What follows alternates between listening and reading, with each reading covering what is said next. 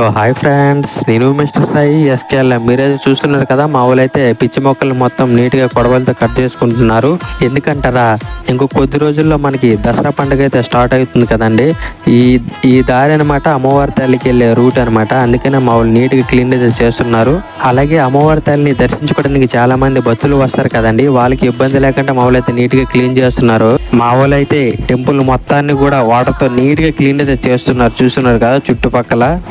అలాగే ఈ టెంపుల్కి సంబంధించిన లాంగ్ వీడియో అయితే మన ఛానల్ అయితే ఉందండి. ఆ వీడియోలో అయితే చాలా డీటెయిల్స్ అయితే ఉంటాయి. ఈ టెంపుల్కి అయితే చాలా చరిత్ర అయితే ఉందండి. దయచేసి మీరు అందరూ ఆ వీడియోని అయితే చూడండి. షార్ట్ వీడియో కింద నేనైతే లింక్ అయితే పెడతాను. మేమైతే ప్రతి సంవత్సరం ఈ అమ్మవారి టెంపుల్లోనే దసరాను అయితే చాలా గ్రాండ్గా జరుపుకుంటామండి.